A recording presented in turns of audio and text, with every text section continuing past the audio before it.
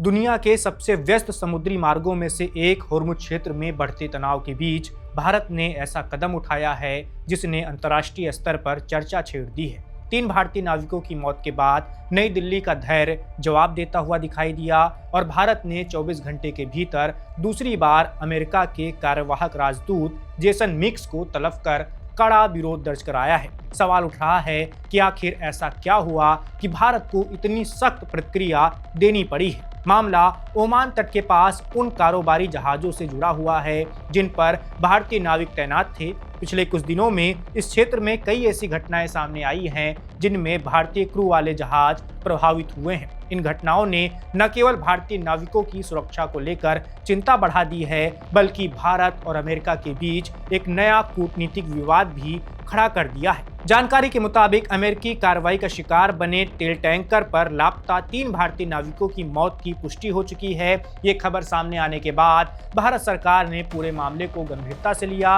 इससे पहले 8 जून को भी एक जहाज को निशाना बनाया गया था। इस जहाज में भी भारतीय क्रू सवार थे। इसके बाद ओमान तट के पास भारतीय क्रू वाले जहाज जलवीर से जुड़ी एक और घटना ने चिंता को बढ़ा दिया। लगातार सामने आ रही इन घटनाओं के बाद भारत ने अमेरिका के सामने अपनी आपत्ति दर्ज कराने का फैसला किया।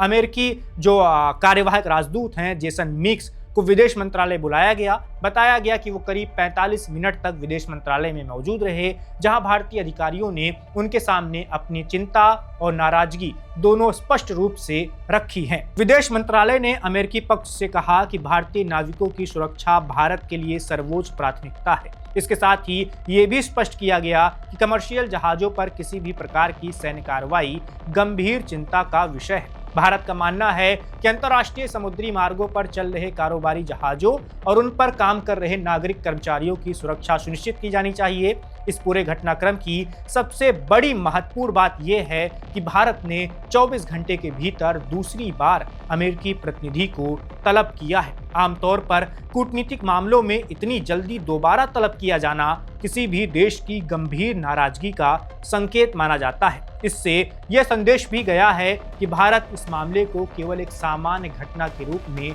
नहीं देख रहा है। विदेश मंत्रालय ने अमेरिकी नौसेना की कार्रवाई पर कड़ा विरोध दर्ज कराते हुए कहा कि ऐसी घटनाएं तुरंत बंद होनी चाहिए। भारत ने यह भी साफ किया कि समुद्री क्षेत्र में बढ़ते सैन्य तनाव का सबसे बड़ा असर आम नागरिकों और कारोबारी गतिविधियों पर पड़ता है। ऐसे में सभी पक्षों को संयम बरतने की जरूरत है। उधर इस मामले ने अंतर्राष्ट्रीय राजनीति में भी नई बहस शुरू कर दी है।